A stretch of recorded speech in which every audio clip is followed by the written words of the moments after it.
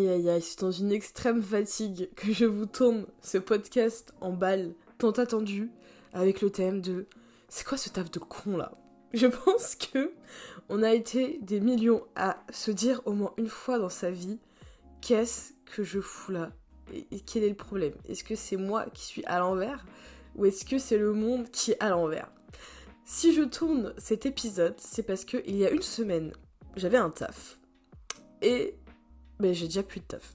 Donc, après des mois et des mois de recherche acharnée dans mon secteur, qui est extrêmement bouché, vraiment, j'ai décidé de chercher un taf rapidement dans un domaine que je connais assez, on va dire la vente, parce que depuis que j'ai 16 ans à peu près, je fais des petits tafs comme ça en vente, l'été, 1-2 mois. Donc je me suis dit, why not? J'ai retenu une leçon de vie incroyable. Vraiment, je sais pas comment vous dire. Bon, pour dire les termes, j'ai travaillé dans une boutique de bijoux. Enfin, j'étais censée travailler dans une boutique de bijoux dont le nom rime avec Trotsky. Voilà, je pense que l'anonymat est complètement pété. Mais voilà, j'avais décidé de taffer dans cette boîte parce que, alors simplement, je connaissais la sœur d'un pote qui avait taffé là, et ça s'était extrêmement mal passé. Il y a 5 ans, elle est partie parce qu'elle en pouvait plus, elle pétait des câbles. Donc du coup, moi, je sais pas, dans mon cerveau malade, je me suis dit, c'est là que je vais aller, c'est là.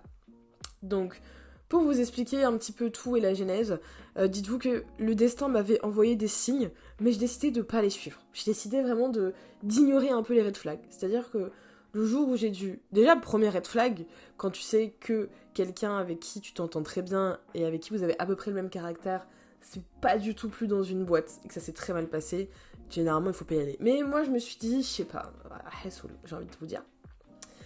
Ensuite, le jour de mon entretien, ceux qui suivent mes stories, vous savez que le RER qui était censé mener à cet entretien a brûlé. Voilà, a pris feu. Donc moi qui étais là, qui réfléchissais à qu'est-ce que je vais dire? Parce que vraiment, cet entretien, je l'avais pas du tout préparé, quoi. Je dis, qu'est-ce que je vais raconter? Qu'est-ce que je vais dire? Je sens une odeur. Alors vous allez me dire, moi c'est ce que je me suis dit, dans le RER ça pue tout le temps. Donc en fait c'est le festival des odeurs. Déjà moi qui suis hyper sensible, je me suis dit bon, entre les odeurs de rats crevés, de maïs chaud, de clodo et j'ai envie de vous dire des fois de pisse, moi je suis plus à une odeur près. Mais c'est vrai que ça sentait vraiment très très fort le cramé.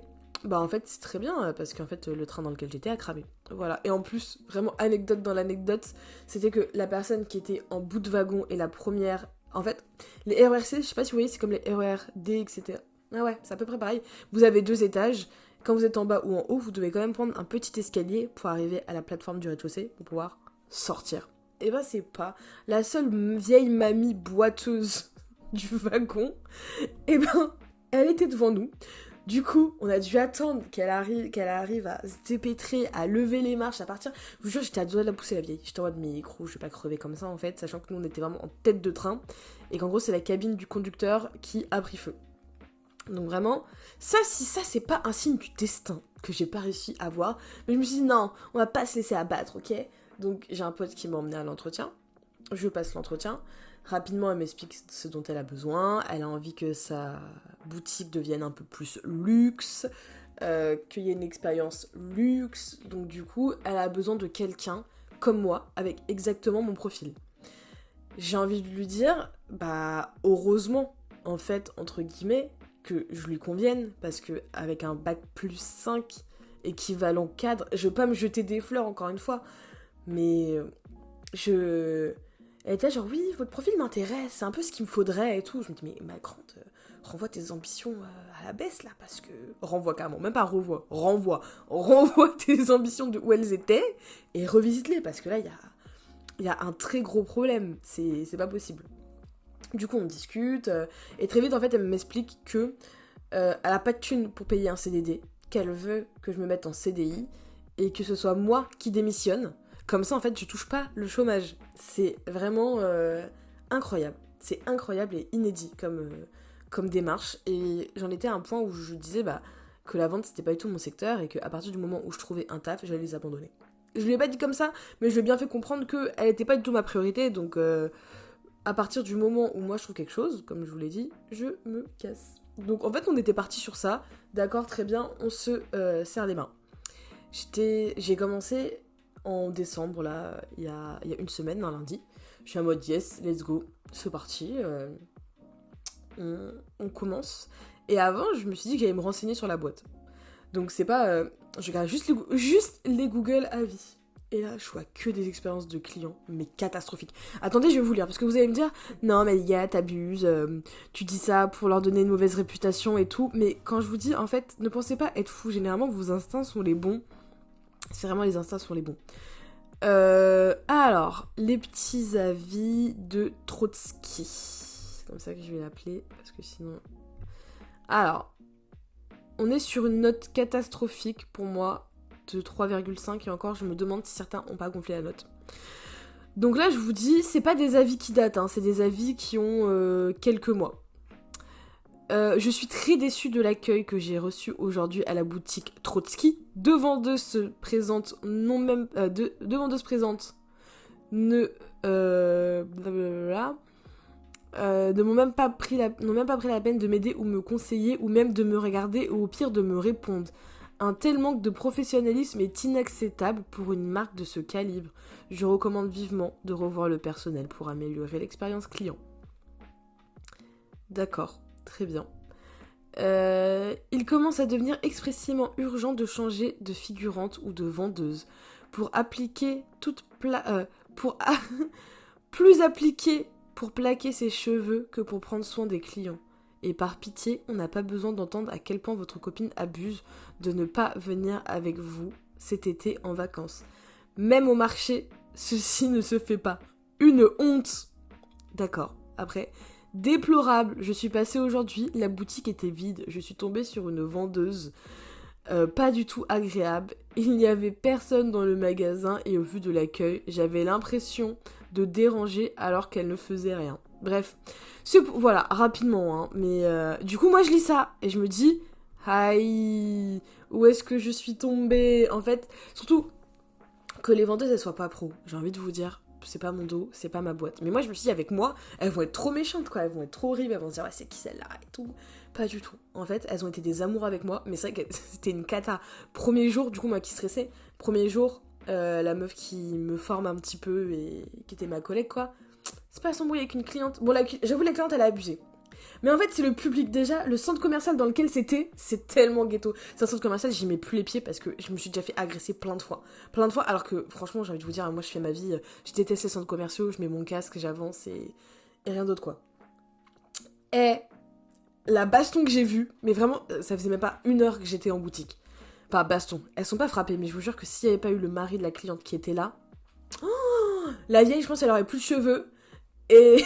Parce que vraiment, elle avait tellement la rage, ma collègue, que je pense qu'elle l'aurait laminé. C'était à base de « Ouais, vous êtes méchante et aigrie. Ouais, c'est vous qui êtes aigrie. Quoi? Venez me le dire en face. Ouais, c'est ça. » Et tout. Avec le mari qui sépare et tout. Moi, j'étais en mode «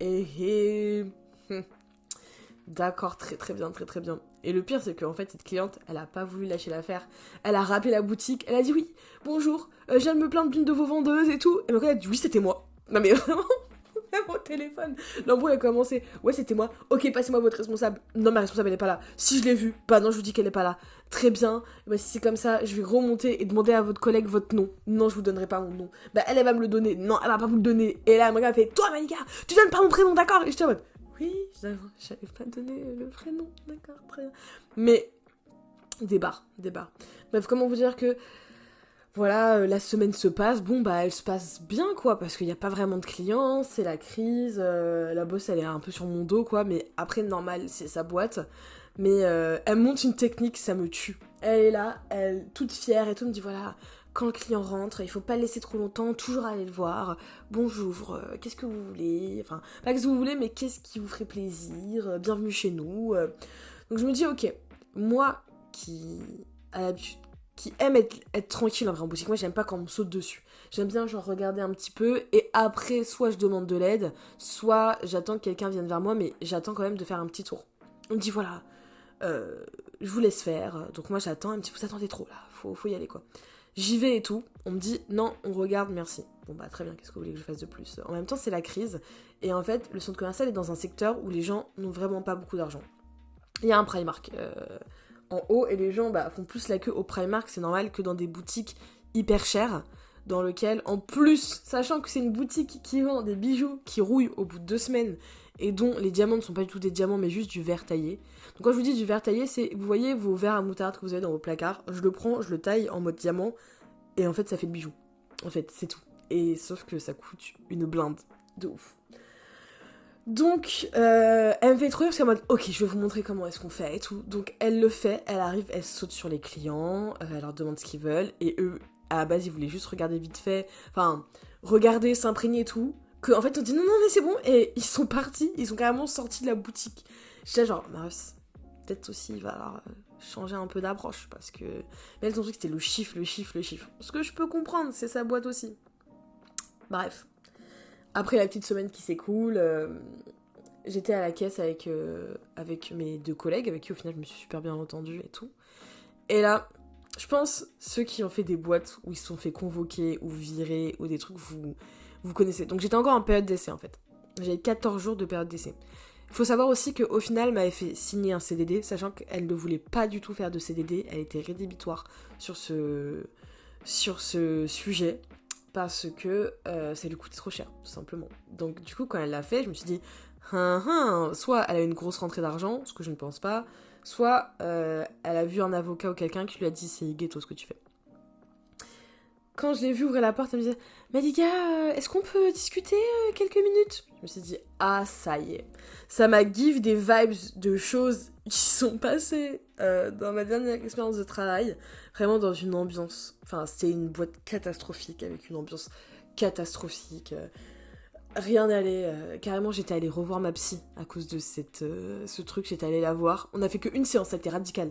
Elle m'a dit, mais votre boîte, elle déconne complètement et vous vous impliquez trop alors que vous êtes que stagiaire. Donnez à la hauteur de la boîte, quoi, et de comment on vous traite. Je l'ai fait. Et c'est pas que ça s'est mal passé, c'est qu'ils ont vu une nonchalance de ma part où je faisais les choses qu'il y avait à faire. Mais sans plus, quoi. Et ils étaient pas bien, quoi. Ils étaient en mode, putain, comment ça on lui donne des conditions de travail un peu merdiques, pas du tout organisées, rien ne va, et elle se comporte comme telle, quoi. Putain, vous êtes fous. Vous vous comportez comme des hommes toxiques, en fait. C'est ça qui est compliqué.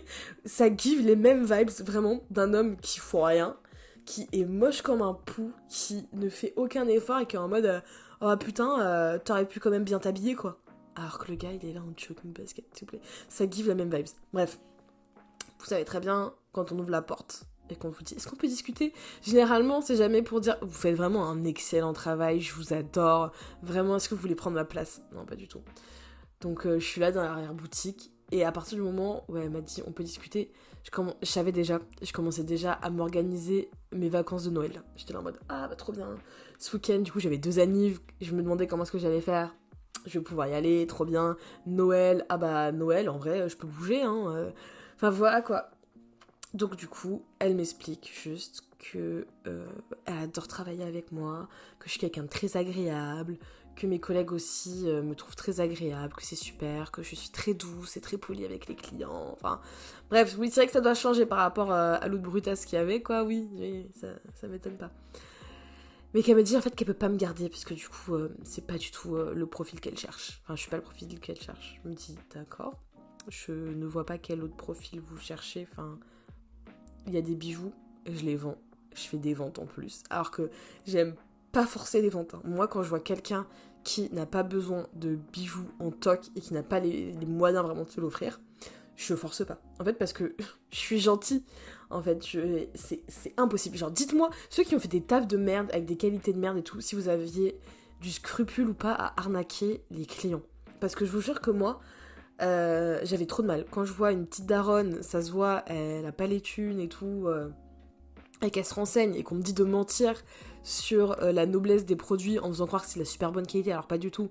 Elle pense qu'elle va acheter un bijou qui va durer dans le temps, alors que vraiment, elle va juste perdre ses thunes. Ça me fend le cœur, ça me brise, c'est impossible. Bref. Du coup, elle me dit qu'elle n'est pas le profil qu'elle recherche, qu'elle cherche quelqu'un qui soit vraiment animé par la vente, ce qui n'est pas moi du tout. Et surtout, elle insiste sur le fait que elle a jamais vu un mois de décembre aussi vide. La boutique n'a jamais été aussi vide et qu'elle se rend compte qu'en fait, avec 2 employés, c'est largement suffisant plus avec des renforts de temps en temps d'autres vendeuses dans des boutiques qu'elle a déjà. Du coup, je lui dis bah oui, je comprends, et je lui explique, j'ai l'impression de lui expliquer la vie. Je lui dis mais c'est la crise économique, en ce moment les gens ont du mal à payer même leur loyer, à payer leurs courses, donc c'est sûr que acheter des bijoux... non mais attendez, moi j'ai toujours vu même en période de crise des gens venir acheter, c'était toujours plein, elle se remet pas du tout en question. Déjà, elle se dit pas, parce que celle qui faisait la gueule là, ça fait 4-5 ans qu'elles sont là. Donc... elle s'est pas dit non, je vais peut-être changer de vendeuse.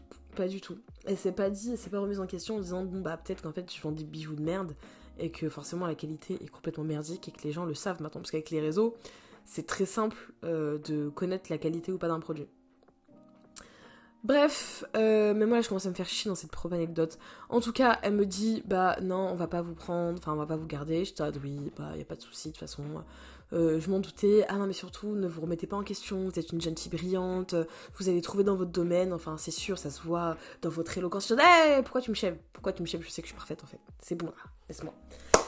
Bref, le problème c'est le plot twist de cette histoire, de cette anecdote, parce que vous savez bien, j'en suis pas restée là, sinon ça fait juste bon bah Maléga s'est fait virer d'une boîte. Le problème c'est, enfin virer, on n'a pas validé sa période d'essai parce que c'est la crise économique et qu'on peut s'en sortir sans elle. Et je ne me vexe pas du tout parce que c'est vrai, je comprends, quand t'as pas le budget, surtout quand tu forces un CDD que tu veux pas. Enfin bref. Ce qui m'a fait rire, c'est qu'en fait, une fois qu'elle est partie, une collègue avec qui je m'entendais super bien et qui m'a fait trop rire. Franchement, c'est des collègues, c'est des gens avec qui jamais de votre vie vous pensiez créer une amitié. Des gens qui sont très loin de votre mode de vie, de votre style de pensée et tout. Je vous jure, cette meuf, ça a été un amour. Elle était adorable, tellement drôle. Elle me faisait tellement rire. En gros, c'est un peu genre meuf un peu refaite, en mode ange de la télé-réalité, qui ressemble un petit peu physiquement à Maëva Guénam à l'ancienne. Vous voyez ou pas le mood? Très gentil et tout, très drôle, la main sur le cœur, un peu bimbo. Tous les mecs des autres centres commerciaux passaient devant la boutique et la mataient, donc moi ça me faisait rire. Et en gros, elle venait me dire... En fait, et à chaque fois, il y avait toujours une histoire avec un des gars. En fait, lui, on a parlé par message. En fait, lui, le truc, c'est qu'à la base, il parlait avec cette meuf-là. Bref, elle me régalait. En fait, elle me faisait trop rire, elle me régalait. Et quand même, on avait des discussions un peu profondes où moi, je lui expliquais un petit peu... Enfin, j'étais concentrée, quoi. Je lui expliquais comme quoi, en fait, par exemple, un mec avec qui elle discute et qui veut sortir avec elle, il mérite de l'emmener sortir, en fait. Et pas que de faire des dates voiture. Elle mérite d'être invitée au resto, elle mérite d'avoir d'autres conversations ah ouais mais toi t'es vierge, ah ouais mais en fait toi t'aimes si, toi t'aimes... Enfin voilà quoi. Et surtout beaucoup de mecs en fait qui pensent qu'en rabaissant une fille c'est comme ça qu'on la drague, alors que pas du tout. Des fois elle culpabilise en disant ouais mais je lui ai parlé et là le truc c'est qu'il me dit que je lui ai brisé le cœur et tout, donc du coup je culpabilise, donc je pense que je vais aller le voir. Stop, on fait de la charité pour personne. Comme ça tu lui as brisé le cœur, ça fait une semaine que tu lui parles. Est-ce que vous avez déjà parlé en vrai? Est-ce qu'il connaît ton vrai prénom? Parce que du coup elle avait donné un faux prénom, mais voilà.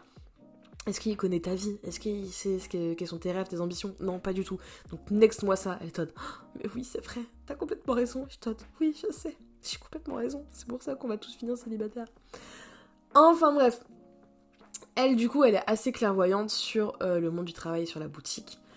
Et en gros, elle m'a dit, tu veux que je t'explique en fait? Ok, certes, il n'y a pas beaucoup de chiffres, il n'y a pas beaucoup de ventes. C'est vrai que ça se dégrade d'année en année. On n'a jamais eu aussi peu de clients et aussi peu de chiffres. Mais surtout, en fait, le problème, c'est que t'es trop gentil et qu'elle, elle aime bien les meufs à problème. Et je me dis, comment ça? Comment ça? Parce que moi, du coup, j'ai tout fait pour être aussi bienveillante dans ce taf. Parce que c'est vrai que d'habitude, je suis un peu force de proposition, je suis un peu...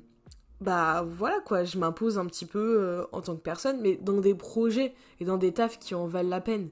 Là, franchement, pour vendre 2-3 babioles, je me suis dit, autant bien m'entendre avec mes collègues. Parce que franchement, je vous ai dit, l'ambiance a été tellement pesante dans mon ancienne boîte que...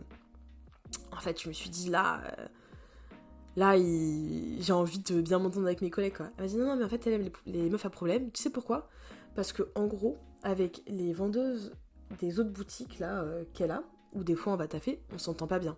Sauf que, elles, en fait, ce qu'elles font, ces autres vendeuses, parce que je pense qu'elles sont complètement stupides, c'est qu'elle décide de se faire une guéguerre en faisant le plus de ventes. Le problème, c'est que ça, en fait, c'est à son profit. Et en gros, elle aime bien quand il y a une ambiance de travail complètement chaotique et que les gens ne s'entendent pas. Comme ça, en fait, ça fait augmenter les chiffres d'affaires parce que chacune de leur côté font la course à celle qui vendra le mieux. Et du coup, ça fait augmenter les chiffres. Et du coup, la proprio, elle se met tout dans les poches. Et là, je me suis dit, attends. Donc là, t'es en train de me dire que le problème, c'est que je suis trop bienveillante. Parce qu'en fait, elle m'avait posé une question et j'ai pas compris. Elle m'avait dit, ça se passe bien avec les filles? Je dis oui. Mais non, parce qu'une bonne entente, c'est primordial. Donc il faut que vous nous disiez, est-ce qu'il y a des petites tensions et tout? Je dis non, pas du tout. Elle fait, d'accord. Très bien, pas de problème. Et ça avait l'air de la déranger. Genre, de se dire, putain, elle s'entend bien avec tout le monde. Alors que je pense qu'elle a dû penser que j'allais un peu pas accrocher avec la première vendeuse qui a failli se battre. Mais en fait, je comprends tellement son personnage. Franchement, elle give une vibes de meuf. Genre, on dirait qu'elle a... dans sa tête, on dirait qu'elle a 45 ans, 50 ans, qu'elle a tout vu, tout entendu, et qu'elle en a rien à battre. Vraiment, qu'elle est là. La meuf, vous savez, qui fait des pauses club comme ça. La vieille, généralement, elle a un petit poncho ou une petite écharpe qu'elle met autour d'elle. Et elle fume comme ça. Elle dit, non, mais de toute façon, la direction, c'est n'importe quoi. De toute façon, moi, j'ai plus beaucoup de temps à faire dans cette boîte. T'épuises pas, ma louloute. Vraiment, c'était cette vibe-là. Trop rire, franchement, trop rire. Bref, du coup, vraiment, j'étais outrée. Dites-vous, j'étais tellement outrée et tellement... En même temps, je me suis dit, c'est ça la vie. C'est donc ça la leçon de vie que je retiens. C'est que, en fait, il faut vraiment être toxique pour que les gens vous apprécient. Elle m'a dit, mais si, c'est comme les mecs. Les mecs, ils aiment trop les meufs à problème, en fait. Genre, plus une meuf lui prend la tête, plus elle est toxique avec lui, plus il kiffe, quoi. Je suis en mode, ah bon? Putain, bah, conseil que je vais retenir, hein. Peut-être que je vais devoir faire ça. C'est vrai, hein. Je vois que j'étais hyper bienveillante et tout avec un gars, et bah, le mec, il était tellement fou qu'il se disait, non, elle me manipule, en fait. Je te dis, mais pas du tout, j'essaye juste d'être vraiment transparente et le plus honnête possible. Et tout le monde était en mode, ouais, c'est bizarre, ouais. Enfin, bref, voilà la fin de cette anecdote de... en fait, j'étais trop bienveillante pour une boîte. Genre, je kiffais trop une vibes de bonne entente. Et du coup, ça faisait pas augmenter le chiffre d'affaires. Voilà. Vous en faites ce que vous en faites. En tout cas, on va passer maintenant à vos anecdotes. Parce que je vous jure que suite à ça, j'ai fait des stories. Et je vous dis, racontez-moi. Parlez, racontez-moi. Parce qu'on a besoin de savoir. On a besoin de se délivrer. Vous m'avez sorti des pépites. J'ai eu un PDF de 3 pages. De 3 pages. Les anecdotes, c'était de pire en pire. Plus je lisais, plus je me disais, non, c'est une catastrophe. J'ai arrêté de lire. J'ai arrêté et on va faire la surprise. Vous m'avez fait des vocaux. Vous m'avez dit des anecdotes, mais je suis... Voilà, je suis speechless là. C'est pour vous dire, je sais même pas quoi dire, je sais même pas quoi faire. Donc, je sais même pas par quoi commencer. Vous savez quoi? On va commencer par les petites anecdotes parce que vraiment ça va me tuer. Alors, la vibe de psychopathe que je suis en train de lire. Attendez, préparez-vous. Ma responsable m'attendait devant les toilettes pour que je reprenne le taf. J'étais en stage. Non mais ça va pas ou quoi là? Ça va pas? Mais c'est quoi cette responsable de ouf malade? Genre, surtout, j'aimerais bien savoir comment est-ce que toi t'as réagi. Mais ça va pas? En fait, genre, j'imagine de ouf, t'es là, tu t'as trop envie d'aller aux toilettes et t'es en mode... Là, si je me lève et qu'elle me lève, c'est une folie. En fait, vous savez, comme une sorte de film d'horreur, en fait, où il y a un fantôme qui vous suit, quoi. C'est pareil, tu te dis, vas-y, je vais au shot, mais ça se trouve, elle va me suivre. Là, tu commences à te lever. Et là, du coin de ton regard, de ta vision périphérique, tu sens elle se lève, elle commence à te suivre. Tu te dis, mais dinguerie, t'es là, tu fermes la porte à clé, tu pisses, et tu te dis... Là, tu regardes le fond de ta culotte, là, t'es en train de pisser. Et tu te dis, en fait, s'il y avait pas cette fine couche de porte d'une vingtaine de centimètres qui nous sépare, là, elle serait droit dans les yeux, en train de me regarder pisser. Et ça me... ça me cringe de ouf de me dire, mais elle entend tout. Elle entend là-bas. Mais en fait, même elle, pourquoi elle s'en fiche ça? Pourquoi la responsable s'en fiche ça? Elle entend tout. La braguette qui descend, le pipi, tout. Mais laisse. Mais ça va pas. C'était psychopathe, hein. C'est... Oh. Je suis outrée. Alors, autre anecdote. Une encadrante m'a dit, droit dans les yeux, tu sers à quoi? Oh, c'est d'une violence. Mais j'espère que tu lui as craché à la gueule. Moi, des fois, en fait, on me dit des choses tellement violentes que j'ai envie de répondre avec une action violente pour montrer que les mots font tout aussi mal que les actes. Vraiment. Genre là, genre un petit uppercut pile là dans le nez, sur l'os, là, sur le cartilage. Pah, c'est la seule réponse qu'il faut faire. Comme ça, tu sers à quoi? Ça va pas ou quoi? Franchement, moi, je pense qu'il y a des managers qui sont hyper toxiques. Genre, vraiment surtoxiques. Et qui arrivent à repérer les personnes qui disent pas beaucoup de choses, qui sont assez calmes, assez réservées, pour leur dire des horreurs. Mais en fait, au point où moi j'aimerais, s'il vous plaît, si vous m'entendez, s'il y a quelqu'un qui travaille au ministère du Travail ou je ne sais quoi, s'il vous plaît, faites passer des tests psychologiques aux gens qui doivent être directeurs, responsables ou qui montent leur boîte. Parce que, je vous jure, il y en a, ils ont des pets au casque. Enfin, anecdote, j'ai envie de vous dire, de l'autre côté, c'est même pas dans le monde du travail, c'est que... Aïe, aïe, aïe, c'est horrible de dire ça. Je vais vous avouer un truc. Pour ceux qui le savent pas. Je suis sortie... Oh non, en fait, le mec sortait avec moi, mais moi, j'ai jamais dit oui, en fait. C'était une prise d'otage. Bref. Avec un mec style Startup Nation. Donc voilà, qui compte pas ses heures, qui fait des réunions tout le temps, qui est hyper corpo, qui m'a dit un jour, mais s'il vous plaît, alors que j'étais en stage, je sais plus quoi, il m'a dit, parce que je parlais de conditions de travail, de salariés, de tout ça, il m'a dit, mais en fait, tu te penses trop comme une employée, bah les gars, c'est ça le problème, tu penses pas assez en mode boss, tu penses pas en tant qu'employeur, tu penses en tant qu'employé, c'est pour ça que ça fonctionne pas. Et je dis, mais toi mec, t'es toxique, il était tellement toxique que dites-vous qu'à un moment, on mangeait tous les deux, ou je sais plus, il y avait un silence, quoi, parce que en fait, je supportais plus. Et c'était pendant les confinements et tout, où à partir d'une certaine heure, il y avait des couvre-feux. Donc en fait, je pouvais pas partir. Enfin, je pouvais pas rentrer chez moi. En soi, je pense que maintenant que j'ai grandi, en cas d'urgence, maintenant quand vous vous sentez mal, couvre-feu, pas couvre-feu, etc., etc., sortez, mais parce que j'ai trop conditionné en fait, sortez d'une situation qui vous met extrêmement mal à l'aise. Sachez que, vraiment, comme Adèle Haenel l'a dit, on se lève et on se casse. Quand vous sentez qu'il y a quelque chose, même un date, ne restez pas par politesse, ne faites pas ça, levez-vous et cassez-vous. Et surtout, ne vous retournez pas. Ne commencez pas à dire « Ah oui, mais peut-être... » Levez-vous et cassez-vous. Et c'est ce que j'aurais dû faire, mais je sais pas pourquoi je l'ai pas fait. Mais maintenant que j'ai grandi, j'attends même pas. Bref, on mangeait, et ce fou, il m'a dit « Mais tu sais que là, tu vis le rêve de pas mal de personnes dans ma boîte. » Et là, j'ai un silence, je me dis peut-être parce qu'on a commandé pitaya, il me parle de pitaya, peut-être les gens dans sa boîte, ils veulent grave manger pitaya. Écoutez la folie furieuse du gars. Genre, et vous savez que là, j'ai des frissons de cringitude, alors que j'ai mis un pull, hein, j'ai pas froid.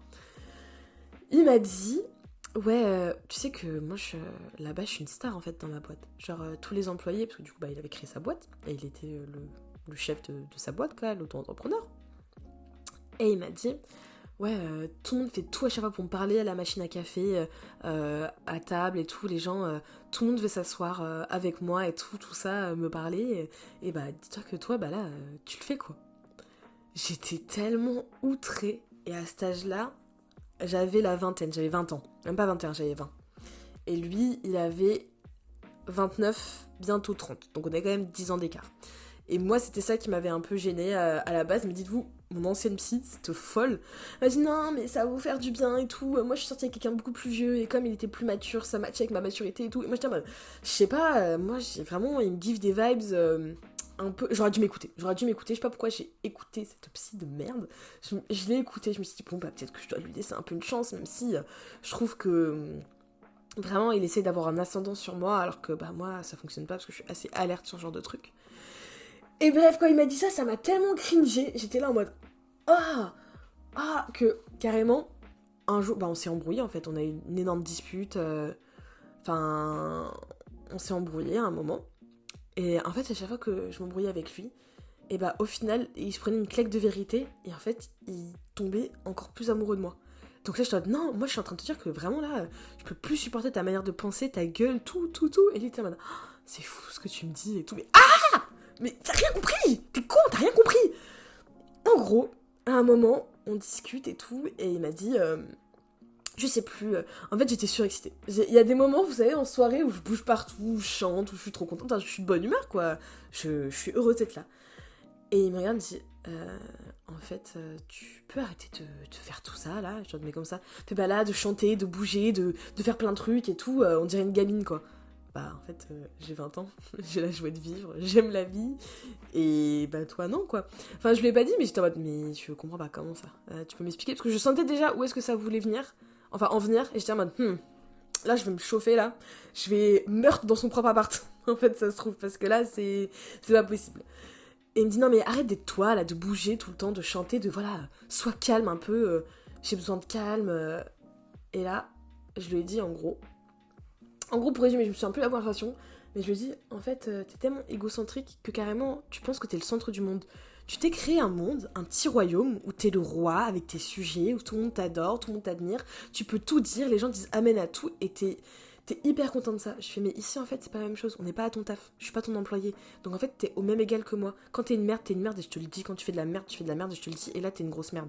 En fait, je vais pas commencer à changer mon humeur, mes comportements et ma joie de vivre juste parce que toi, ça te plaît pas. S'il y a un problème, tu me le dis et genre juste je me casse. Commence pas à vouloir éteindre la lumière qu'il y a en moi, en gros, parce qu'en fait ça ne fonctionne pas. Et je suis pas ton employé de con. Là, en fait, ici t'es personne. Ah oui, je voulais dire ça. Je suis ici t'es personne. On n'est même pas à égalité, c'est quand t'es une merde et c'est tout en fait. Tu n'es personne, t'as un ascendant sur rien et c'est pas parce que quelque part on t'adule et que tu peux faire tout ce que tu veux que ici c'est la même chose. Donc tu vas te comporter comme quelqu'un de normal et tu vas arrêter de me dire ça. Et là, il s'est arrêté et il a dit... Et genre, il n'a jamais pensé à ça. Il m'a dit, oh, c'est vrai, j'y avais jamais pensé. C'est vrai qu'il y a cette dynamique-là à mon travail. Oui, mais gros, c'est toi qui l'as voulu, c'est toi qui l'as créé. Bref, voilà. C'est pour vous dire à quel point les gens sont des fous furieux. Genre, ce mec, il me stalk encore sur LinkedIn alors que j'ai vu qu'il était marié et qu'il avait un gosse. D'accord. Moi, je l'ai pas stalké. Parce qu'en gros, en fait, des fois, je bloque les gens, vous savez... Moi, quand vous regardez trop mes stories et que vous m'avez jamais parlé, ou que vous avez toujours été un peu weird avec moi, je vous bloque. Sachez-le. Ceux qui écoutent mes podcasts, qui sont fans de moi, juste qui disent mais pourquoi Malika, elle m'a bloqué, pourquoi je vois plus ses stories? Parce que vous me cringez en fait. Genre, vraiment, je sais pas si elle l'écoute, mais... Eh vas-y, je vais dire. La meuf d'un de mes anciens meilleurs potes, là, si tu m'entends.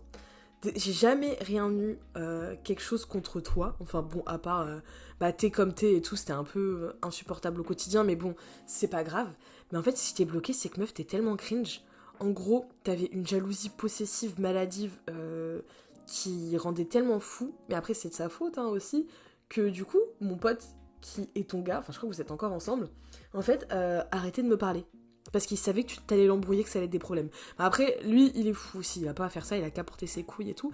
Mais du coup, en fait, ce que je comprends pas, c'est à quel point, du coup, tu me mets mal à l'aise à chaque fois et je sais pas, tu me dis pas... On aurait discuté, alors je t'ai déjà proposé des cafés et tout. Meuf, on aurait discuté toutes les deux, je t'aurais dit, bon voilà, en même temps, ton gars, il est cringe parce qu'il a un passif de ça. Et voilà, et on aurait crevé l'abcès, c'est bon. Mais du coup, je comprends pas l'intérêt de continuer à regarder mes stories, de continuer à regarder mon compte TikTok, alors que franchement, je fais pas grand-chose. Enfin, c'est trop bizarre. Meuf, pourquoi tu fais ça? T'es trop chelou. Mais bref, du coup, je t'ai bloqué, mais je t'ai bloqué parce que tu me cringe. Je t'ai pas bloqué parce que je suis jalouse de toi ni rien. Mais en fait, ça me cringe de voir quelqu'un qui... Pas qui m'apprécie pas, mais je sais pas, qui a pas trop de bienveillance envers moi et qui regarde mes stories. Trop bizarre. Genre, pourquoi tu fais ça? Enfin, me réponds pas. Enfin, réponds-moi si tu veux. Mais par contre, si tu me réponds et qu'on parle, je veux qu'on ait une discussion honnête et que ce soit pas en mode non, mais parfait. Bref. Voilà. Je passe mes messages comme ça pendant les podcasts, sachez et tout. Dites-vous que un truc que j'ai fait là récemment, je vous parle de ça hein, parce que c'est un peu à voir et en même temps rien à voir. Je renvoie des messages aux gens à qui je pense des fois. Donc c'est pas quoi. Des fois en fait je repense à des personnes avec qui j'étais pote ou que j'ai connu et que j'apprécie ou que j'ai bien aimé. Et en fait j'enlève tous les tabous et je leur envoie un message comme ça pour leur parler. Donc là, la dernière fois c'était une pote, non, parce que bisous, je sais que tu m'écoutes, mais un grand amour. En gros, nos deux ex à l'ancienne étaient potes parce qu'ils étaient dans le même club de sport, et je l'avais croisée que quelques fois. Et en fait, bah, je pensais souvent un peu à elle, et surtout, je la voyais liker du contenu que je faisais, qui était en rapport avec une certaine situation que moi j'avais vécue et que j'avais compris qu'elle aussi avait vécu. Mais comme c'est pas une situation très cool, je pensais à elle et je me suis dit ça a toujours été une meuf ouf. On n'a jamais pu trop discuter parce qu'après quand on s'est séparés avec mon ex, bah nos chemins se sont pas recroisés et tout et j'ai jamais pu lui dire. Du coup je lui ai envoyé un paragraphe, un pavé où je lui ai dit voilà meuf j'ai jamais pu te le dire mais j'ai toujours trouvé que t'étais une meuf géniale, que vraiment bonne vibes, très créative, enfin vraiment plein de compliments et que c'était trop dommage en fait qu'on n'ait jamais pu trop parler et que au vu de ce qu'elle likait je suppose que il s'est passé des trucs pas ouf en gros dans sa relation, dans sa vie et tout, et que ça me rendait extrêmement triste, mais que en même temps, genre j'étais tout cœur avec elle, et que je la soutenais, et que voilà. Et en fait, bah au final, elle m'a répondu, et on a parlé de plein de trucs qu'on trouvait trop bizarres dans nos relations, et dans les mecs avec qui on était, et à quel point c'était toxique, et en fait on s'est dit si on avait discuté entre nous, si on n'avait pas peur juste du regard des autres, et pas peur de se faire juger, tu vois. Surtout qu'on te dise, enfin qu'on te renvoie la balle et qu'on te dise ouais vas-y casse-toi et tout. Bah bref, du coup en ce moment je fais ça. J'hésite encore à faire ça avec certaines personnes, mais des fois je trouve un bon message pour dire voilà, en fait on s'est embrouillé sur ça, ou on a arrêté de se parler sur ça, ou il y avait une tension par rapport à ça à un moment, et voilà quoi, maintenant qu'on a réfléchi, qu'on a pris en maturité, est-ce qu'on peut discuter ou voilà, dire à quelqu'un par exemple, voilà, on a été potes que quelques temps, on a été collègues que quelques temps, mais en fait j'ai toujours kiffé tout à fait avec toi, et j'espère que ça va bien se passer pour toi, et voilà, fait que je te le dise, ça peut tellement changer ta journée ou ta life. En fait on sait pas ce que vivent les gens dans leur vie, on sait pas, ça se trouve ils sont dans des épisodes de déprime extrême, de remise en question et tout, et parce qu'en fait on n'ose jamais se dire le positif à chaque fois, on parle que quand ça va pas. Donc voilà, c'était une anecdote dans une anecdote d'une autre anecdote, mais je vais reprendre avec du coup une amie à moi une amie à moi quand on était au lycée, et faut que je dise aussi, faut trop que je lui envoie un message, bon bah je te le dis si t'écoutes ce podcast, j'ai toujours kiffé être pote avec toi, franchement, quand on était en seconde, ça a aussi été une meuf tellement bienveillante, tellement drôle, ça s'est tellement bien passé, bon au final ça je te l'ai jamais dit, mais si je me suis un peu éloignée de toi et tout, c'était que t'étais amie avec une meuf qui m'a fait la misère quand j'étais au collège, qui m'a harcelée de ouf, qui a payé un mec avec des bonbons pour qu'il m'insulte et m'humilie devant tout le monde, juste parce que son crush avait été un jour gentil avec moi. Et le truc, c'est que ses comportements de mean girl et de connasse, bah, elle a continué à les avoir envers moi, et sauf qu'en fait, je ne voulais pas.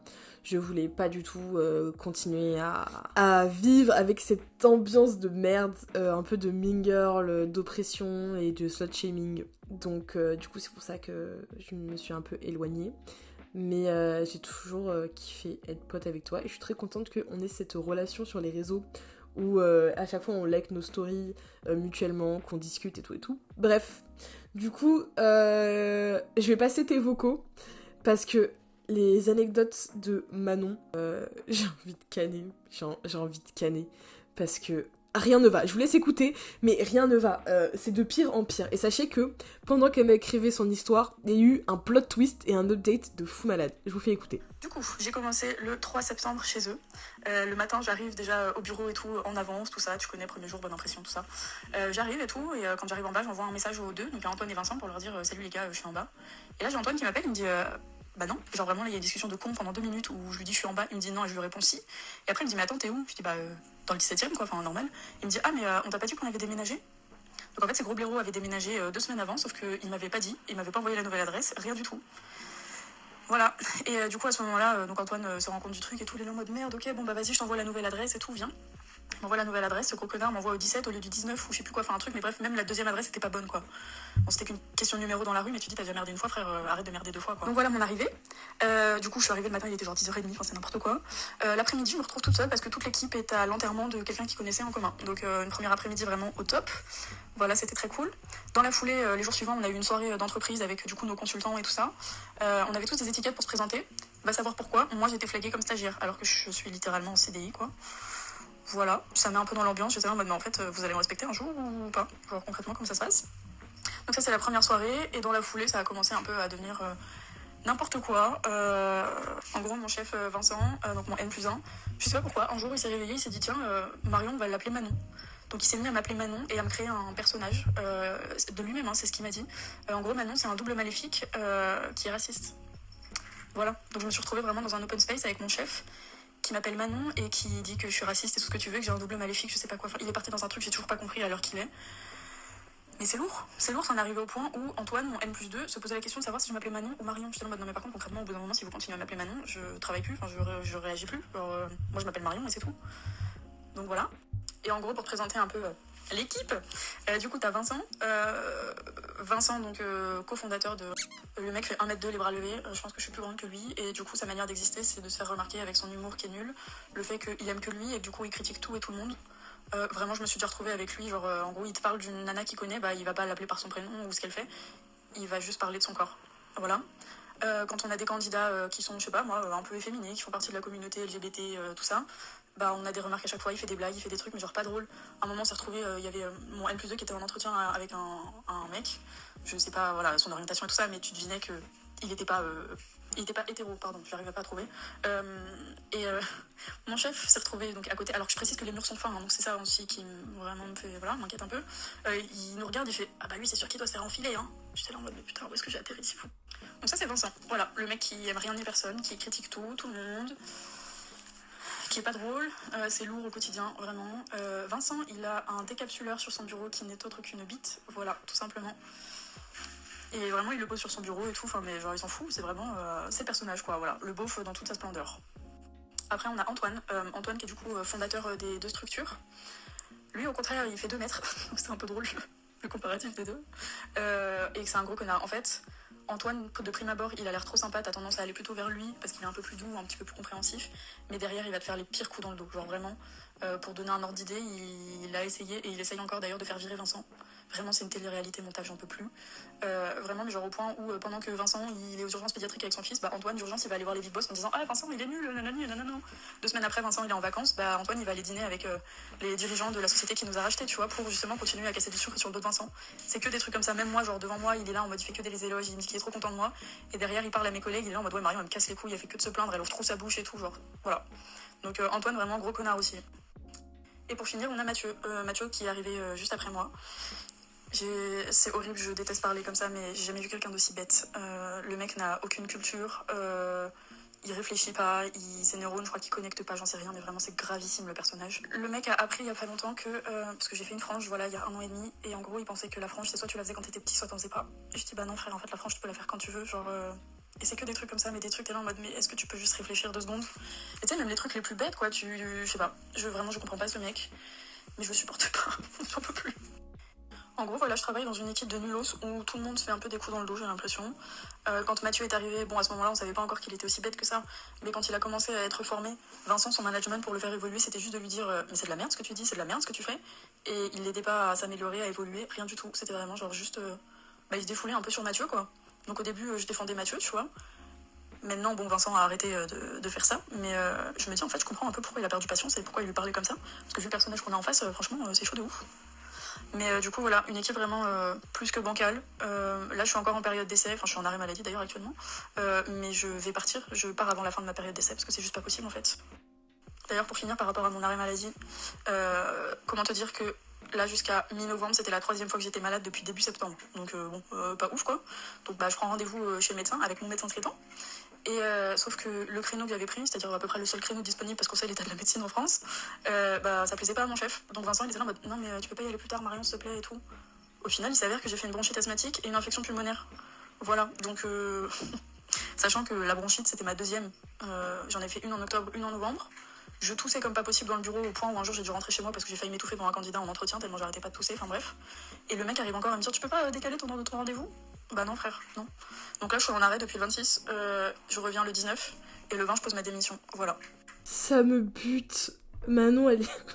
Je l'appelle Manon pour l'anonymiser parce que franchement on sait jamais ce qui arrive, quoique, mais je sais pas, on sait jamais, mais voilà. Mais ça me bute comme elle raconte l'histoire, c'est de pire en pire. Mais je pense qu'il y a un truc qu'il faut se dire, c'est dès que le premier jour ça va pas, il faut se barrer en fait, il faut se casser parce que là...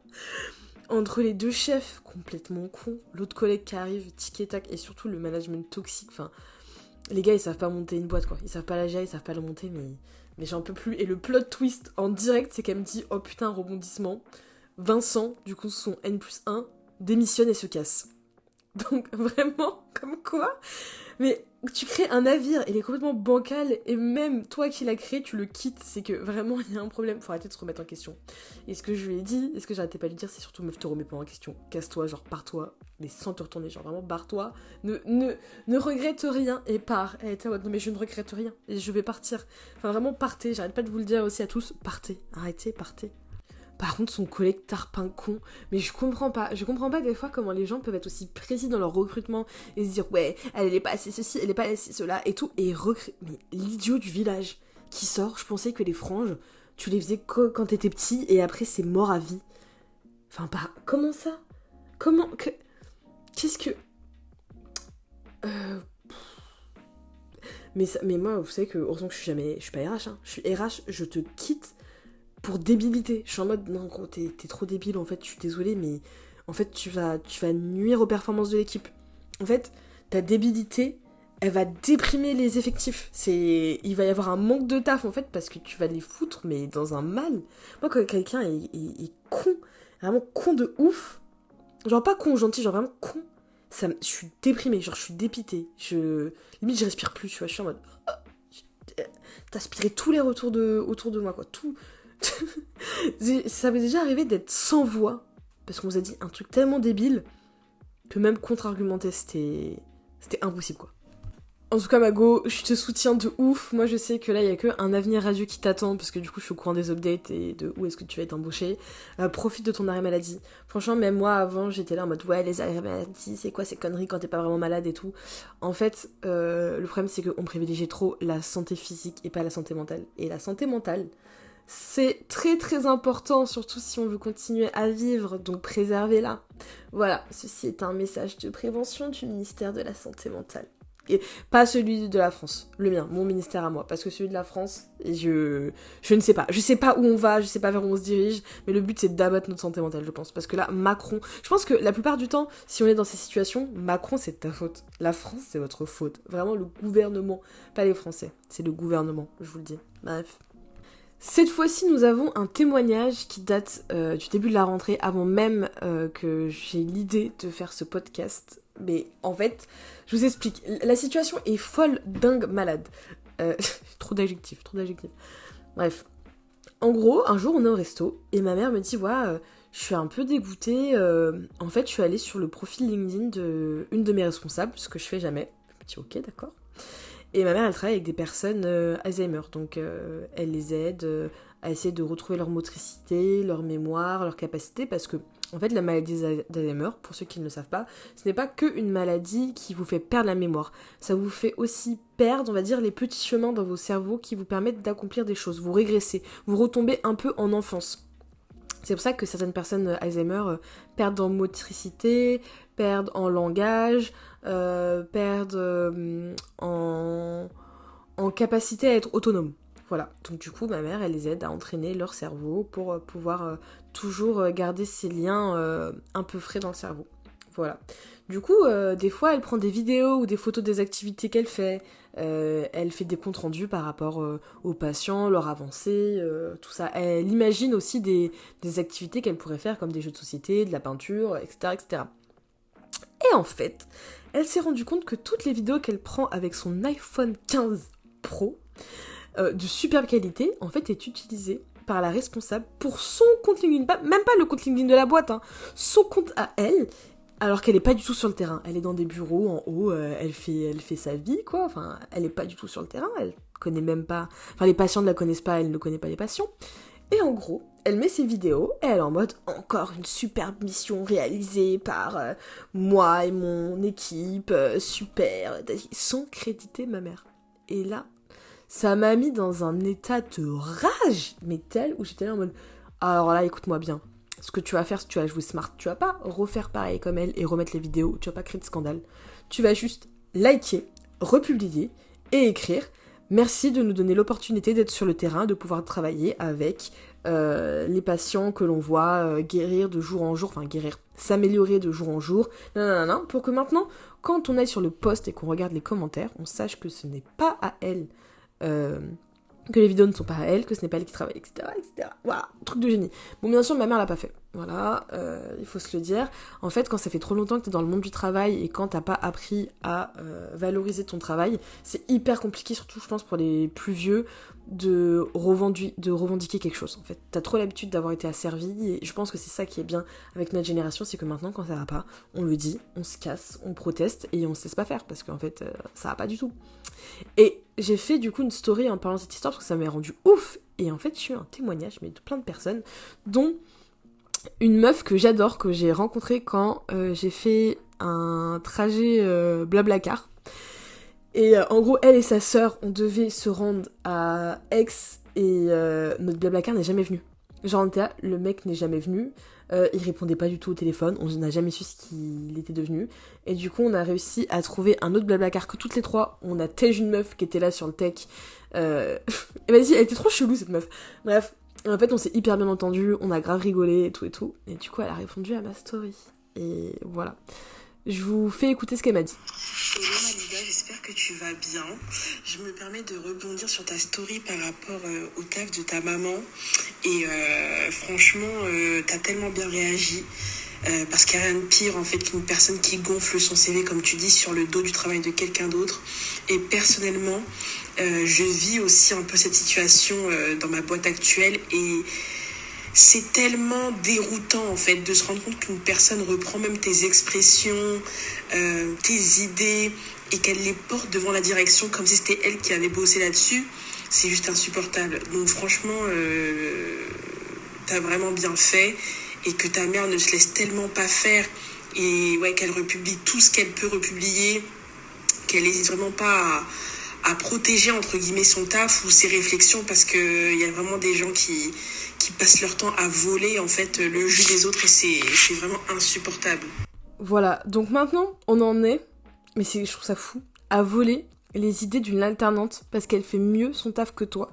Et en plus devant elle, c'est ça en fait qui est encore plus culotté, c'est que devant la personne qui a eu l'idée, devant l'alternante, tu vas aller en réunion et tu vas dire « Waouh les gars, j'ai eu une idée de fou en fait, et si on faisait ça ?»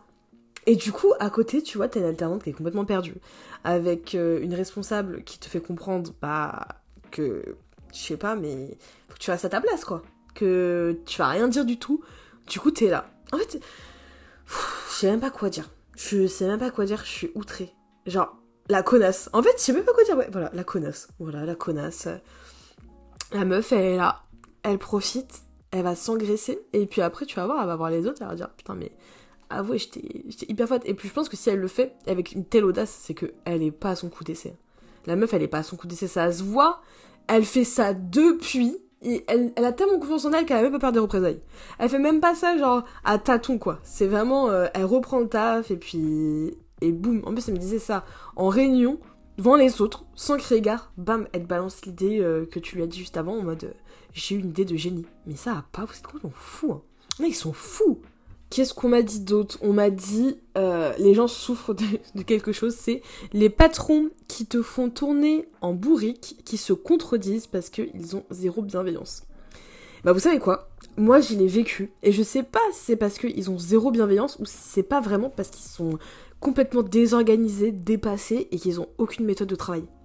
Moi je partirais plus sur ça, parce que je vous jure que je l'ai vécu, du coup dans ma dernière boîte, au point où ils étaient tellement désorganisé, tellement rien n'allait. Je pensais que c'était un bizutage. Je lui ai dit même, en fait, parce que par mois, en gros, avec mon responsable de stage, on se faisait des points, et lui, je sais pas, lui, il avait une vibes, enfin, un peu pervers narcissique qui te retourne le cerveau manipulateur. Vous savez, genre style mec d'école de commerce qui fait grave le charmeur, mais en fait, il te mindsplain à balle. Genre au point où même moi il me mansplainait, et sauf que j'en avais conscience, et je parlais avec certains de mes collègues, je disais ok qu'on a une conversation, écoutez bien ce qu'il dit, et après on va voir si il dit pas tout et son contraire juste après. Et ça a été le cas, mais en fait je sais même pas s'il le faisait consciemment, je pense que en fait c'est un trou de balle quoi, c'est tout. En fait, je pouvais même pas lui en vouloir, gros, je pense même dans ta vie tu dois en souffrir. Je savais qu'il avait une meuf et qu'ils étaient ensemble. Enfin, ils vivaient pas ensemble et tout. Et en fait, vous savez quoi, la première chose que je me suis dit, Bélec, toi, il t'arrive des trucs et tout. Enfin, il te fait... Il va te détruire mentalement, on va dire, si t'es trop hacker dans cette boîte. Donc juste... bah, prends du recul, quoi, et à chaque fois, t'impliques pas du tout. Et j'ai pensé à sa meuf, je me suis dit, waouh, miskin sa meuf. Genre, il vit, elle vit avec lui, et lui, ça se voit, il doit la mansplain de ouf. Mais à un point où ça se trouve... Oh, attendez, je crois que j'ai reçu un colis. Et les postiers, ils sont trop vifs. J'ai à peine eu le temps de mettre mes tongs, d'ouvrir la porte, il était déjà trop loin. Je sais pas ce que c'était. Oh, je sais pas, j'ai pas d'avis de passage, y'a rien. Ah, mais bon, c'est pas grave. Bref, j'en étais à... Ouais, non, le mec... ça se voit, il y avait un truc qui allait pas. Il y avait un truc qui allait pas dans sa tête, lui. Enfin, je sais pas. C'était trop un manipulateur, mais le problème, c'est... Genre, quand tu manipules et que quelqu'un t'aime et tout, ça peut fonctionner parce que tu peux jouer sur les sentiments. Mais quand tu manipules dans une boîte avec des gens qui sont parfaitement conscients, avec en plus des gens qui t'entendent autour de toi, parce qu'en plus vous êtes dans un open space, donc tout le monde entend ce que tu dis, ça n'a aucun sens, vraiment. Bref, lui, en fait, il choisissait toujours le pire moment pour faire la réunion, enfin le point A2. C'est-à-dire que dans la semaine, ça pouvait très très bien se passer, enfin dans le mois même, ça se passait très très bien.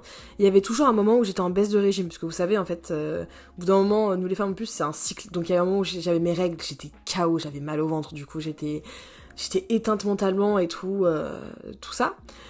Ou alors parce qu'il y avait un moment où il s'organisait tellement mal, moi j'en pouvais plus, j'étais fatiguée quoi, j'étais à bout.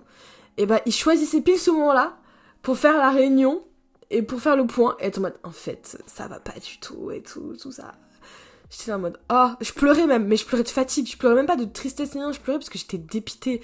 J'étais là en mode tous les matins je vois la boss, la pick me, elle me casse les couilles, elle a une tête de cadavre en plus, elle est là, elle met une mauvaise ambiance horrible, genre dites-vous, je vous dis avec ma collègue et tout, à l'ancienne elle allait même plus manger, tellement c'était pesant, tellement elle il y avait un moment, on était en open space, on faisait un petit goûter pour un anniversaire, voilà, mais même là c'était pesant de ouf, mais moi genre je voulais même pas être là quoi.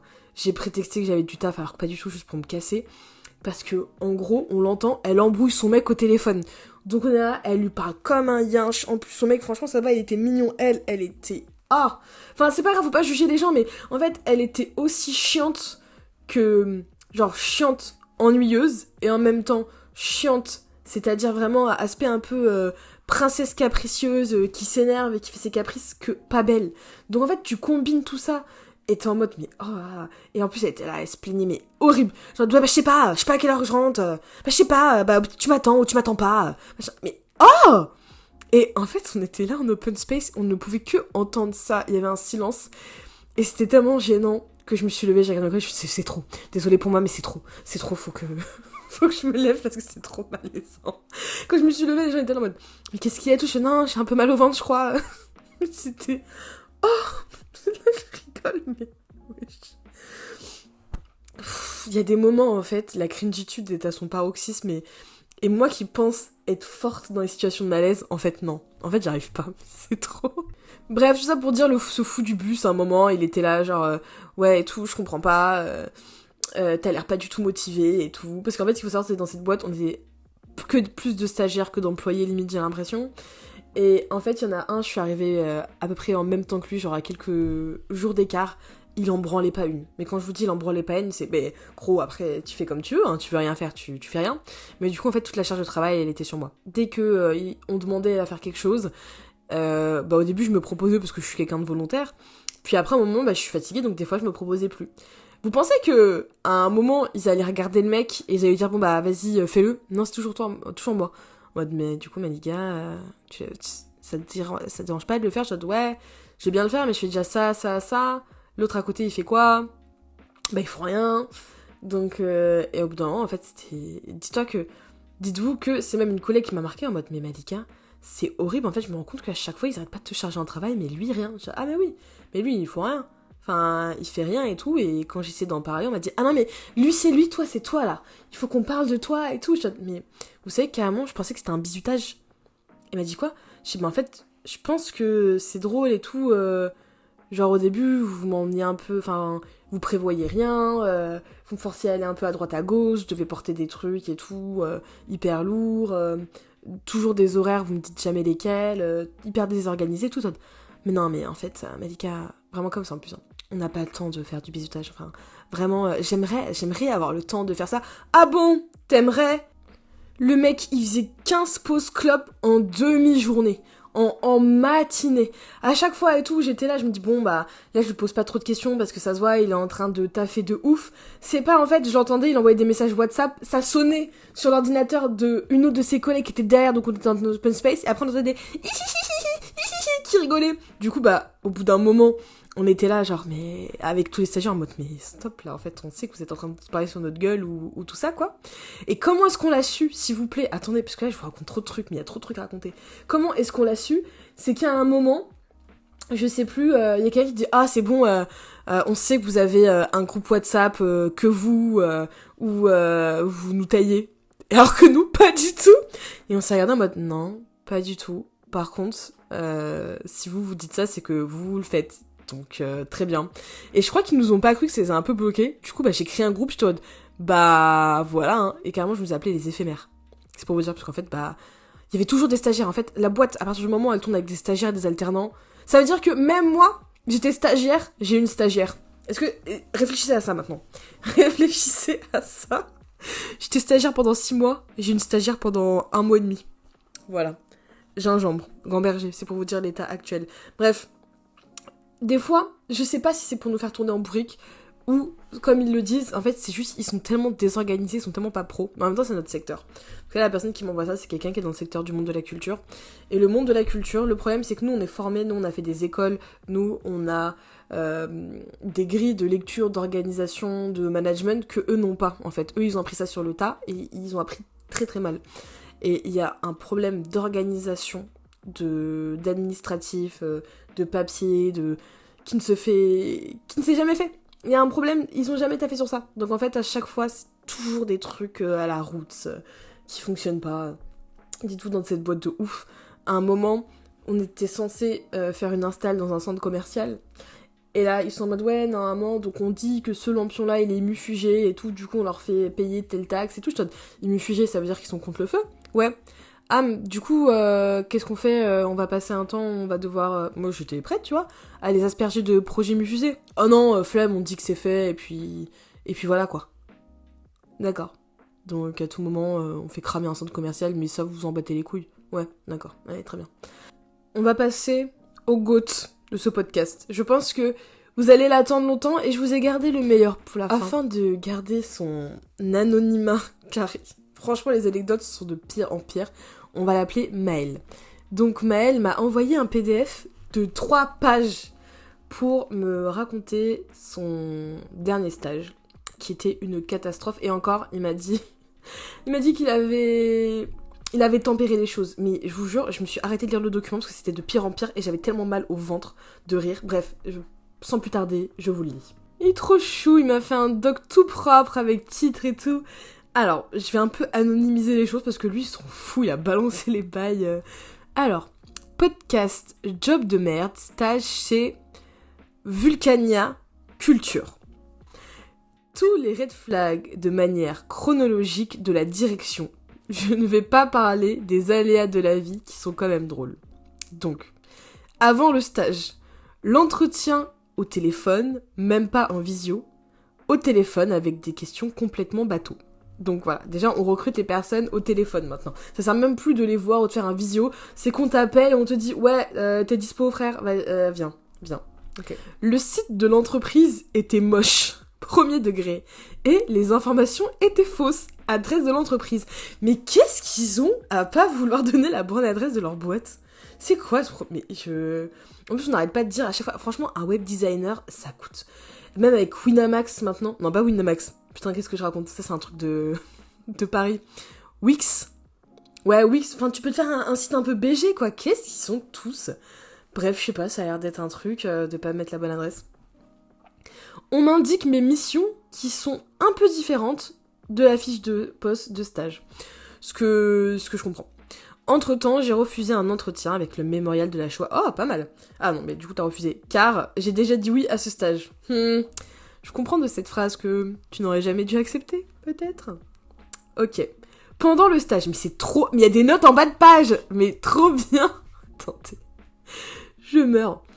Pendant ce stage, on arrive le premier jour Nous n'avions pas d'ordinateur à disposition pour travailler. On doit amener nos ordinateurs perso pour travailler. L'entreprise gérait plusieurs sites pour la gestion des visites guidées, Musée Picasso, le Louvre, Fontainebleau, la Fabrique du métro et la Monnaie de Paris. Malheureusement, la directrice ne connaissait pas Google Drive ou même pas un serveur interne, donc un ordinateur, un lieu. D'accord. Ok, quand je vous dis que le secteur de la culture, c'est un secteur archaïque d'hommes de Cro-Magnon qui se sont jamais mis à la page, c'est une dinguerie. Mais bon. Nous étions 3 stagiaires. J'avais une binôme pour la progra culturelle et une stagiaire com qui était solo. Mais la gestion des ordinateurs était tellement merdique qu'on ne pouvait pas être tous les 3 en même temps sur le site, donc j'étais une semaine sur 2 en TT. Mais attends, mais rien ne va là. T'engages des gens, y a pas d'ordi, et au mieux d'essayer de régler, genre d'acheter un ordi ou de faire quelque chose, en fait tu les fais pas venir une semaine sur 2 pour qu'ils tombent sur un ordi, mais c'est n'importe quoi. On dirait les ordis du CDI. Vous savez quand on était petits, qu'on allait à l'école et qu'on avait des cours d'informatique, il y avait pas assez d'ordinateurs pour tous les élèves, donc du coup on devait tourner sur l'ordi. N'importe quoi. Bon, ok. Les personnes dirigeantes de l'entreprise viennent de l'équipe marketing de Disney Paris. Ils n'ont jamais fait de gestion de projet culturel, ni de médiation culturelle. Super. Super, donc on t'envoie Mickey et Dingo pour faire la com avec un budget complètement restreint au point où vous n'avez pas d'ordi. Et en plus de ça, ils ont jamais fait de... Quand je vous dis que c'est ghetto la culture, c'est vraiment... Professionnalisez-vous là. On en a marre. Créez un ministère de la culture qui puisse au moins gérer tout ça quoi. Parce que là, le nôtre il est bancal quoi. Oula, attendez, je lis un truc... On mangeait dans le sous-sol de la boîte où la température avoisinait les 10 degrés en plein mois de mars ou d'avril. Sans wifi, sans rien, pour pas qu'on passe 1 heure à rien faire. Mais ça va pas. Mais gros, t'étais esclave à Dubaï en fait là. Je te jure, on dirait les conditions des nannies à Dubaï qui dorment dans des KGB sans wifi, sans rien, elles ont pas le droit de s'asseoir. Mais c'est de la maltraitance. Attends, c'est une dinguerie. Mais je vous jure, ça c'est un dossier pour les prud'hommes. Ça, c'est même plus des AE. Mais s'il vous plaît, utilisez ce podcast pour les emmener en justice, ça va pas ou quoi? Les pauses déjeuner. Notre référent était tellement sous l'eau qu'il ne prenait sa pause qu'à 14h, voire 15h. Vu qu'on venait d'arriver, on n'osait pas prendre notre pause, donc on prenait notre pause également vers 15h, sachant qu'on finissait nos journées à 17h. Oh, mes pauvres bébés, j'ai trop de la peine pour vous. Mais au bout d'un moment... je sais pas, prenez vos pauses, hein. Au bout d'un moment, on est syndiqués. Ça, c'est ça le problème de notre génération aussi, on n'est pas syndiqués. Mais les gars, même stagiaires, syndiquez-vous. Au bout d'un moment, tu veux prendre ta pause, tu prends ta pause. C'est même pas être gentil, c'est un devoir. C'est dans le code du travail. Vous devez avoir une pause. C'est comme ça. Enfin...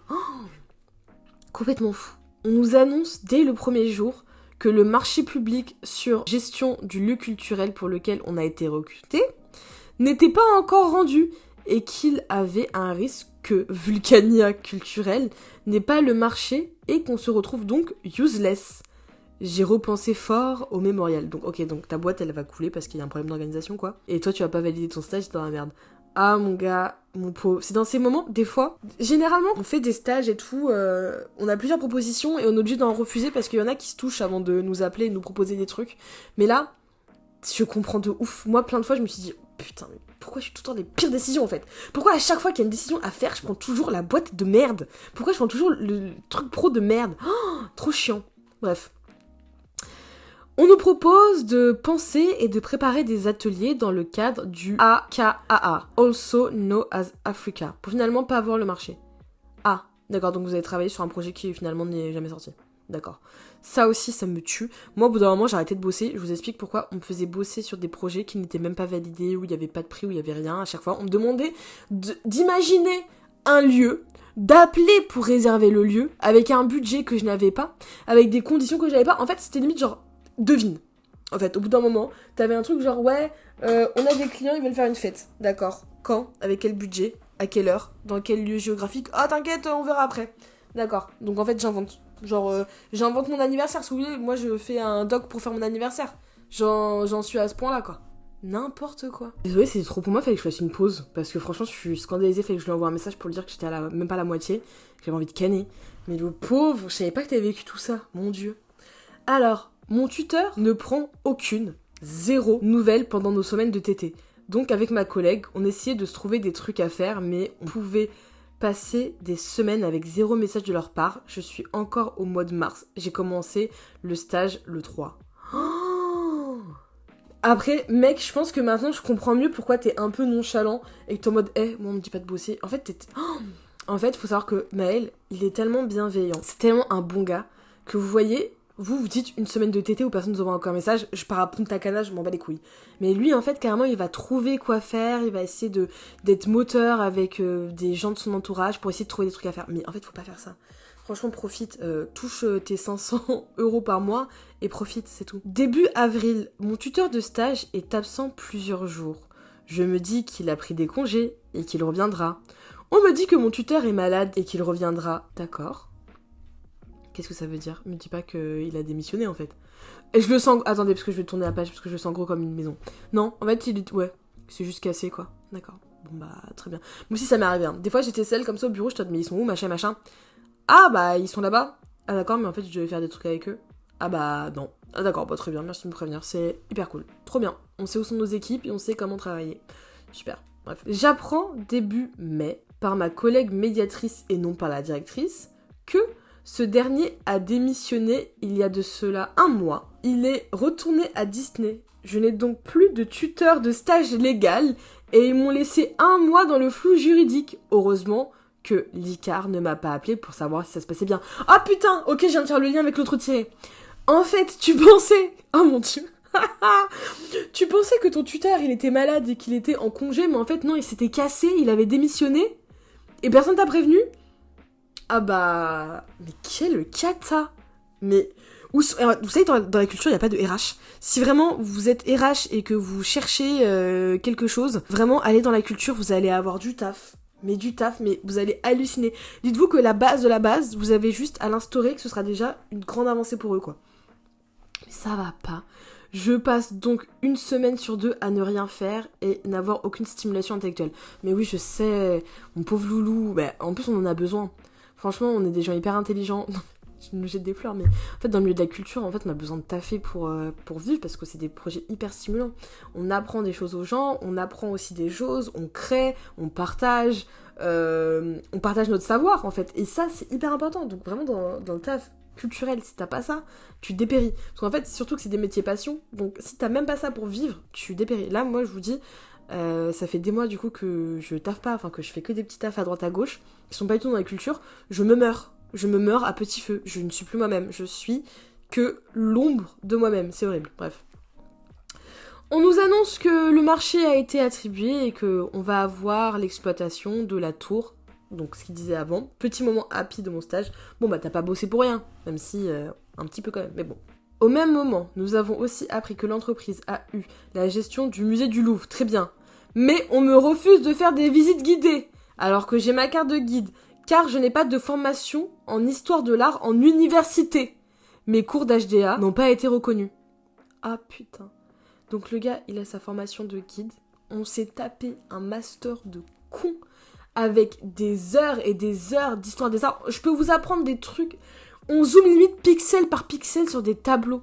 Je vous jure que nous, on sait des trucs que vous savez pas. À l'université, il y en a, ils vont même pas sur les bancs de la fac quand c'est des CM.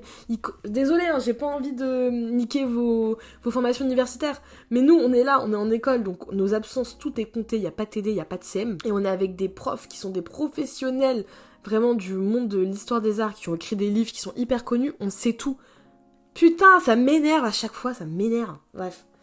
T'es totalement légitime. En tout cas, si tu t'es remis en question par rapport au fait que t'étais pas capable de faire de la médiation au Louvre, sache que t'en es totalement capable et que c'est des grosses merdes. Voilà, je te le dis, Maëlle.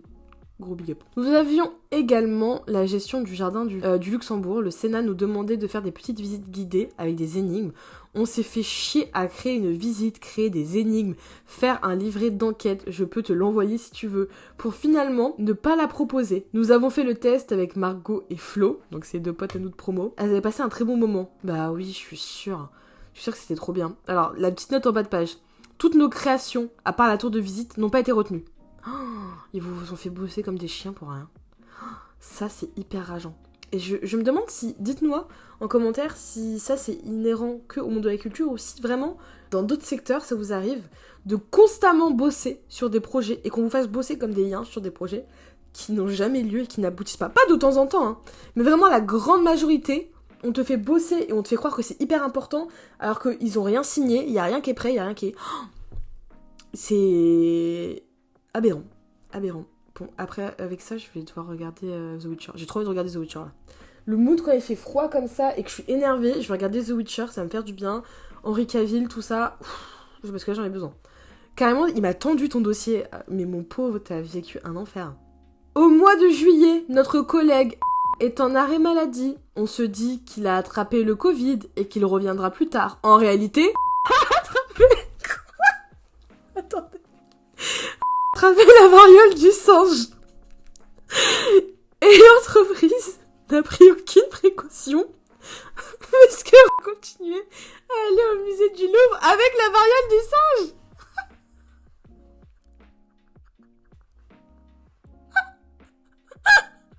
Attendez. J'avais pas lu cette partie.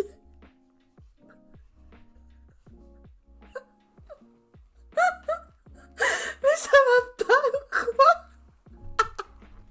Attendez. Mais pardon, mais ça va pas. C'est de pire en pire.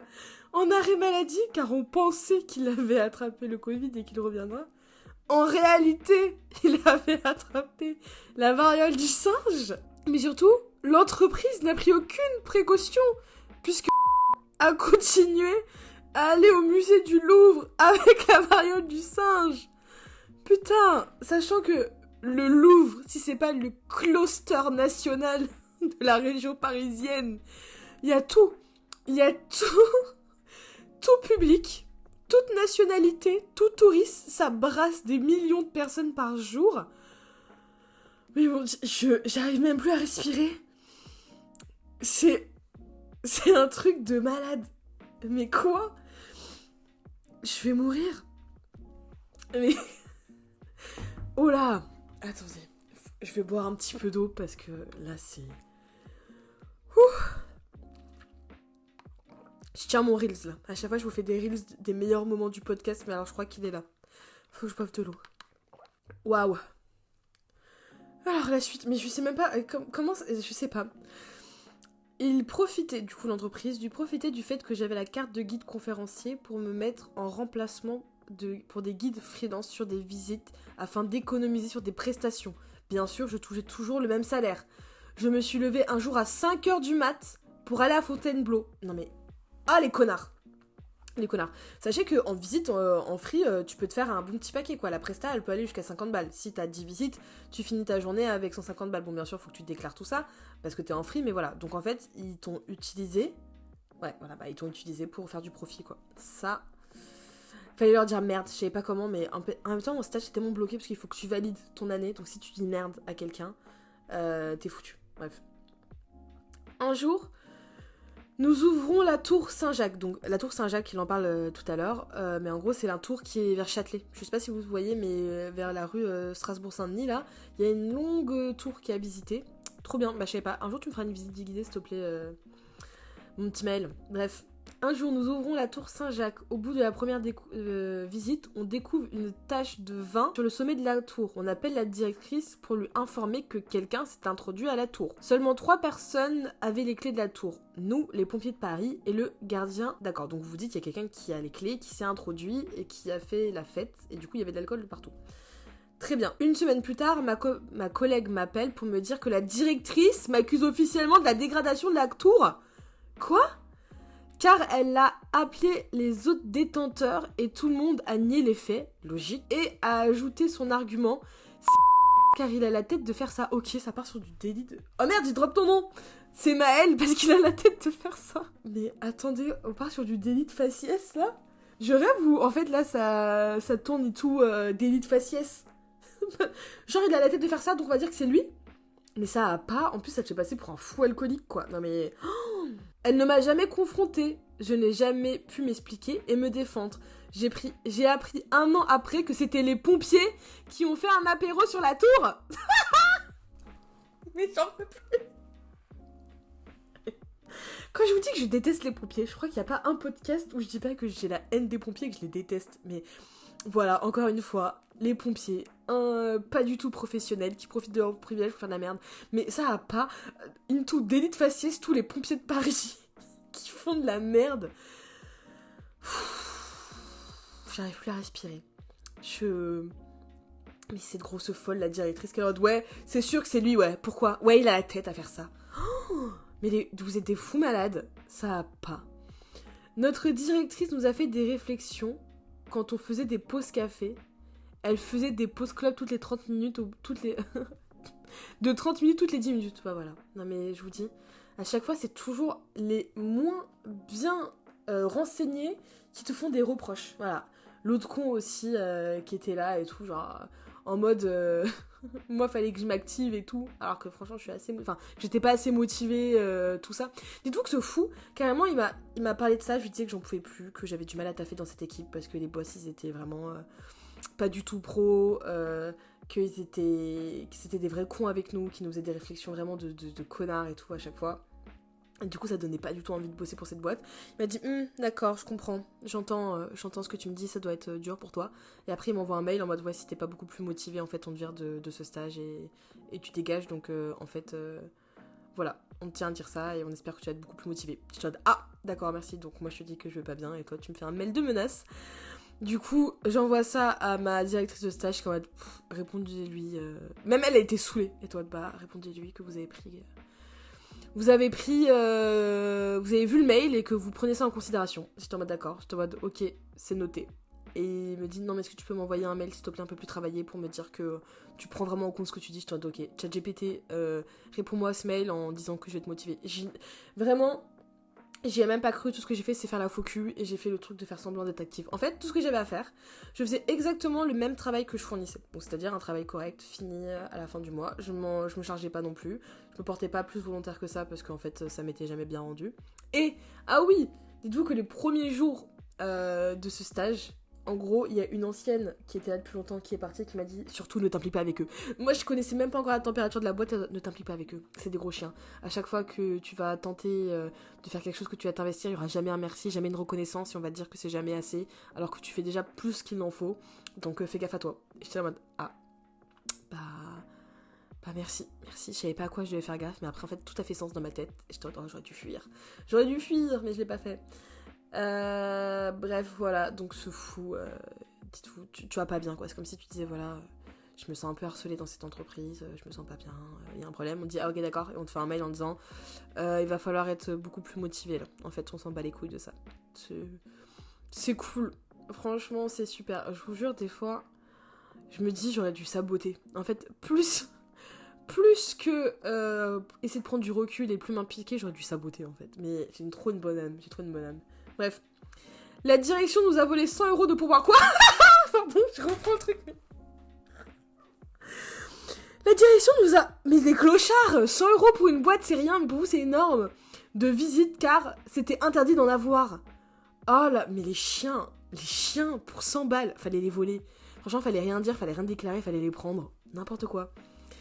J'étais certains week-ends seule à faire des visites car j'étais le seul à avoir une carte de guide de visite. Ma binôme qui a écrit la visite était avec moi, mais on était interdit de faire des visites. Ok, aucun sens. J'ai fait des week-ends de 20 à 25 visites sur le total de 30. Oh, mais tu t'es fait exploiter de fou malade. Notre directrice a installé des logiciels espions sur nos ordinateurs pour vérifier nos heures de travail. Et sur ceux de nos collègues. Mais alors déjà, il y a le PC du CDI qui est pour tout le monde et qui tourne pour tout le monde et en plus on vous flique quoi. Mais au mieux d'investir dans un logiciel espion, s'il te plaît, ma belle, achète d'autres ordis, ça va pas. On nous critiquait sur la manière de présenter nos documents de visite, on a reçu 0 modèle de leur part. Ouais, bah oui, super. Enfin, en plus c'est aussi à vous de faire les flyers, non mais ça va pas. En fait, vous travaillez comme si c'était votre propre boîte et vous étiez à votre compte, quoi. C'est n'importe quoi. Je suis partie du stage 1 mois avant la fin de mon contrat. J'ai mytho pour pouvoir fuir. Ah bah oui. Mais de tout cœur, de tout cœur. Après le stage. Ah mais il y a après. Non mais on te lâche pas. Il y a après. C'est-à-dire il y a avant, il y a pendant et après aussi on te casse les couilles. Mes 2 collègues restantes sont parties à la fin de l'année 2022. L'une a eu une rupture conventionnelle. C'est très bien. L'autre, rien. Elles n'ont pas eu de prix Macron. La direction et son toutou Robert l'ont eu. Ah bah. La directrice a fait du harcèlement. Ne payait pas ses prestataires ni les guides. Elle a falsifié des documents pour obtenir l'exploitation de l'exposition du chantier de Notre-Dame. Elle a pris le CV des 3 stagiaires dont le mien et de manière anonyme et a indiqué que ces 3 personnes étaient déjà recrutées sur le projet. Quoi ? Ok, donc d'accord, elle a fait du détournement de faux quoi. Ok. Le site de la Tour Saint-Jacques est enfin en ligne et afin de présenter des visites guidées, ils ont mis une photo illustration que je te joins. Nous n'avons pas été contactés pour donner notre accord. MDR, donc après vous avoir pris des thunes, vous donnez les pires conditions de travail, vous avez fait travailler avec quelqu'un qui a la verrue de l'usage exploitée, ils utilisent une photo de vous sur le site où vous faites une visite guidée. C'est hilarant. C'est hilarant. Écrit, voilà, j'ai oublié des trucs, je le sais, mais il faut garder un peu de suspense. Mais s'il vous plaît, je pense que les gens vont vouloir un épisode que avec toi. Dites-moi en commentaire, envoyez-moi des DM, mais je pense que les gens vont vouloir un épisode que avec toi pour que tu leur racontes toute la vie, quoi. Oh, mais ça va pas, mais ce stage, mais pépite. Enfin, pépite, désolé, non, pas pépite, horrible. Mais rien ne va. Rien, j'en peux plus. Dites-moi, si c'est pas les meilleures anecdotes que... Mais les pépites, j'adore, mais en même temps, je suis dépitée pour vous. C'est quoi cette merde ? Ça va pas ? En fait, c'est tellement ouf, je sais même pas comment terminer ce podcast. Parce que c'est n'importe quoi, mais j'en peux plus. S'il vous plaît, j'aimerais tellement faire une partie 2. Je pense que je vais faire une partie 2 avec Maël, pardon, quand il sera disponible. Comme ça, parce que là, c'est... Je vais mourir. C'est n'importe quoi. Vous savez quoi ? J'ai même pas eu le temps de dire, moi, ce qui m'était arrivé, mais en fait, on s'en fout. Parce que vos anecdotes, elles sont tellement priceless. Mais mon Dieu, Manon et les deux, mais vous m'avez régalé, là. Vous m'avez régalé.